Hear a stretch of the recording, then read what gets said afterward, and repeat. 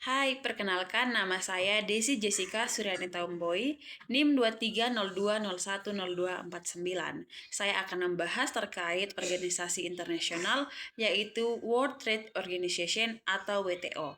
Apa itu WTO? Mari simak baik-baik. World Trade Organization atau WTO adalah badan internasional yang bertugas untuk mengatur dan mengawasi perdagangan lintas negara.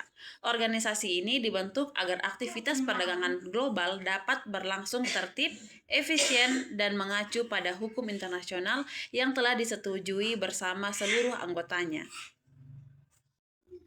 Adapun sejarah dari WTO, di mana WTO bermula dari GATT, yaitu Perjanjian Perdagangan yang berlaku sejak tahun 1948 karena aturannya dianggap kurang kuat.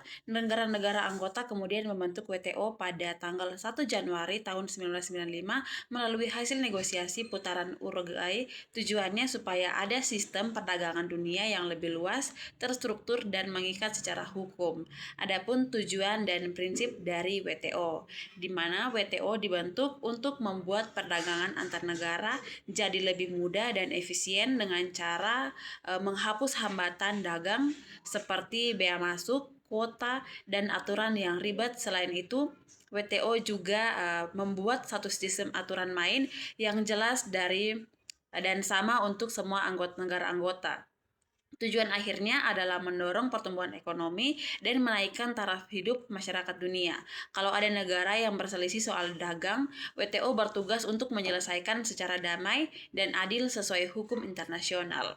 Kemudian untuk status hukum dari WTO, secara keanggotaan, WTO mempunyai lebih dari 160 negara anggota yang mencakup 98% lebih perdagangan global.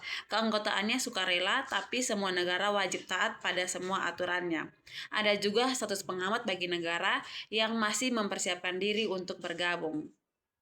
Untuk struktur organisasinya, WTO dipimpin oleh konferensi menteri yang jadi badan tertinggi dan rapat 2 tahun sekali. Kerja harian dipegang oleh Dewan Umum. Untuk bidang spesifik ada Dewan Barang, Dewan Jasa, dan juga Dewan Haki.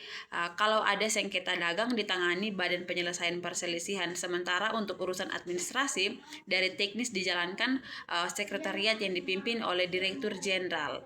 Kemudian untuk sistem pengambilan keputusan, WTO mengutamakan musyawarah mufakat. Kalau tidak sepakat, keputusan bisa lewat voting dengan prinsip satu negara satu suara. Keputusan besar biasanya butuh dukungan mayoritas atau seluruh anggota, dan penyelesaian sengketa, negara yang bersengketa wajib untuk melapor ke Badan Penyelesaian Perselisihan yang awalnya diselesaikan lewat negosiasi, dan kalau gagal dibentuk panel untuk memutuskan. Hasil dari keputusan panel sifatnya mengikat dan wajib untuk dijalankan. Baik, jadi bagian yang terakhir yang tidak kalah menarik yaitu bagaimana pengaruh WTO dalam kehidupan masyarakat internasional. Jadi WTO ini mempunyai peran yang besar dalam membentuk tatanan perdagangan dunia. Secara singkat, yang pertama, WTO dapat membuat perdagangan jadi lebih tertib dan juga pasti, di mana WTO merupakan satu set aturan main yang disepakati oleh kurang lebih 60 negara. Karena ada hukum yang jelas, negara tidak akan asal-asalan. Ini mengurangi resiko perang dagang sepihak dan bikin hubungan ekonomi antar negara lebih dapat diprediksi. Dan yang kedua, dongkrak pertumbuhan ekonomi global dengan menurunkan harga tarif, menghapus kuota, dan membuka pasar arus barang dan jasa jadi lebih deras. Negara bisa ekspor lebih luas dan impor bahan baku lebih murah, dan hasilnya produksi naik, investasi masuk, dan ekonomi dunia ikut tumbuh.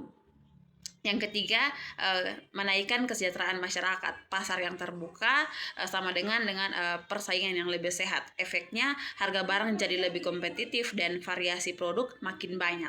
Konsumen di berbagai negara jadi punya akses ke barang berkualitas dengan harga yang lebih terjangkau. Dan yang keempat, menguatkan hukum internasional ekonomi. Jadi WTO menjadi contoh paling nyata bagaimana hukum internasional bisa dipatuhi lewat Badan Penyelesaian Sengketa, konflik dagang yang diselesaikan lewat aturan, bukan lewat kekuasaan ekonomi semata. Ini yang membuat sistem global jadi lebih adil.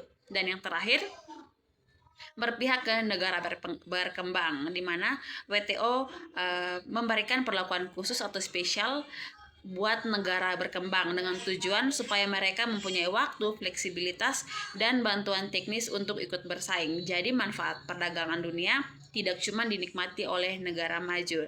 Dan yang intinya, WTO membuat dunia dagang jadi lebih adil, terbuka, dan teratur. Terima kasih.